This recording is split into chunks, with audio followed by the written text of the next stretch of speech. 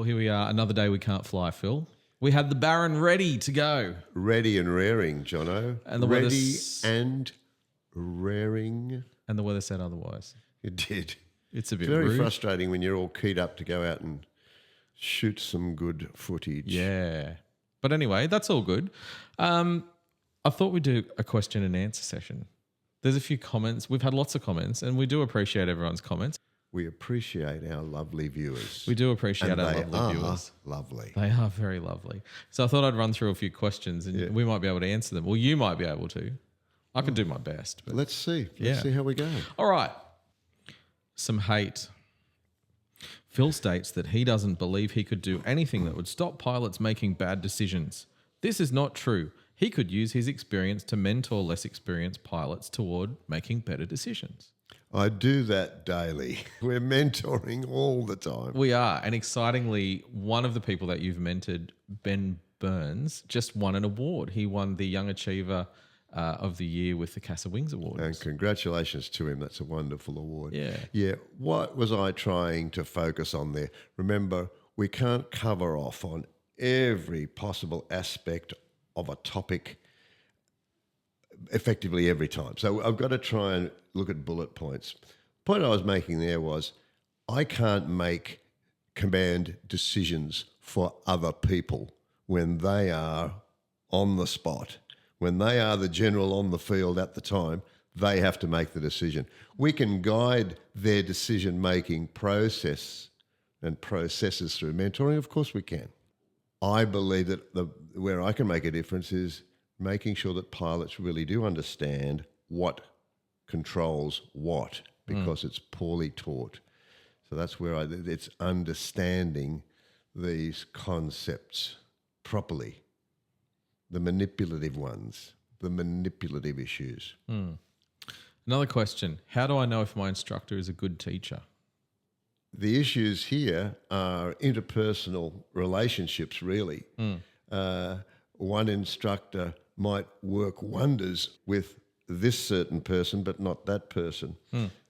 If you feel as though you understand the concepts that your instructor is conveying to you and you're progressing well and you're meeting your milestones and you're passing your exams, well, that's a very good sign that you're under good instruction.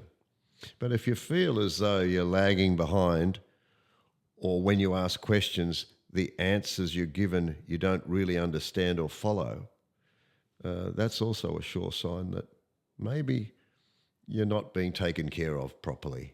I've received a little bit of hate. Oh, I don't know if it's hate. It's not hate. Why is the instructor in the left seat? How is the student supposed to learn this way? Okay, very good. Jono has been a trainee flight instructor with us, and in these, well, here we go. Let's talk about making the movies. In making our videos, our objective in each video was to achieve a certain goal or discuss a certain subject. It wasn't really to work on your instructor training, yeah? I did get a lot out of it though. But why not? So I sat in the command seat and had you in the instructor's seat to help work on your instructor training. Even though that lesson wasn't particularly angled at your instructor rating, how could it not benefit you? Yeah, exactly. Sorry that we didn't explain that properly. Is Jono like your John Cornell to Paul Hogan? G'day, Strop. Oh, Strop, eh? Hey, I like it. Another question. Why bother with this? Actual spins and spin recovery is not in capitals required or recommended for private pilot students. Just stall recovery and avoidance. There you go. Why bother with this? Look at our stall spin accidents. About a third of them every year, about all of these accidents, fatalities, are stall/spin related. Why bother with it? Do you want me to stop? We've got to be taken right through the mechanics of how all of these scenarios unfold to be able to understand them. If you can properly understand the mechanics of control loss and mishandling, if you properly understand what does what, then you might have the tools to avoid it. The best form of recovery is avoidance. Mm-hmm. Yeah? Yeah. But you've got to know what it is you're trying to avoid. So we need to take you there so you can see the full picture. Some schools say to me, or some instructors have said to me, we teach stall avoidance here at this school. That's what we want to do. I said, that's very good, but you're teaching stall avoidance by avoiding to teach the stall. This one might be a bit of a challenge. I flew with my boyfriend the other day and I felt like he wasn't very good. Are some people just not cut out to be pilots?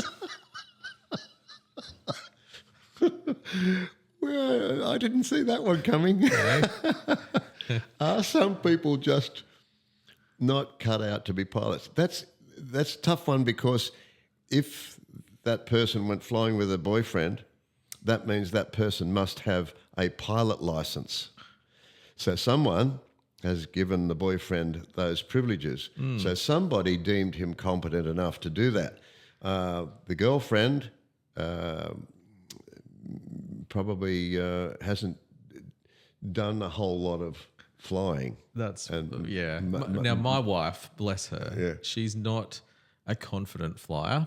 Yes. Any little bump she thinks is terrible. So it could have just been a little bit of turbulence. That's for a all we very know. difficult one to answer, but it's quite comical. It's quite hilarious, It does though. put a smile on one's face, Jono. It does. Respectfully. Why is my flying really good one day and terrible the next? Why is your golf really good one way and terrible the next? I think that's human stuff. Being human. Yeah. Are you dehydrated? Are you not? Did yeah, you whether not get nutrition, enough? sleep, all stress. all the I'm safe stuff, the human factor stuff. Yeah. Remember also that flying is a very perishable skill, and it really depends on currency, doesn't it? Your ability to fly well often depends on how often you fly and how much flying you've done. Let's say you're a fairly inexperienced pilot, but you're still, let's say, a qualified pilot, and you've had a big break from flying. So you might take a while to knock the rust off, to get your eye back in. If you're a highly experienced pilot and you had 6 months off, usually you would come back and very quickly regain your skill set. So they're considerations also. I spoke to a pilot who is working for the airlines. Yeah.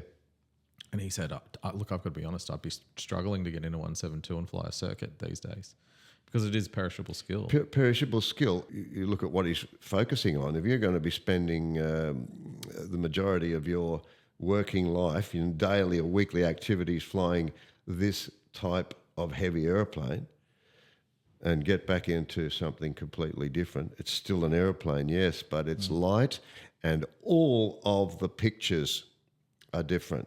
People talk about getting the feel of things. There's not much feel in flying. Try having the feel for it with your eyes shut. It's all see, isn't it? It's all visual.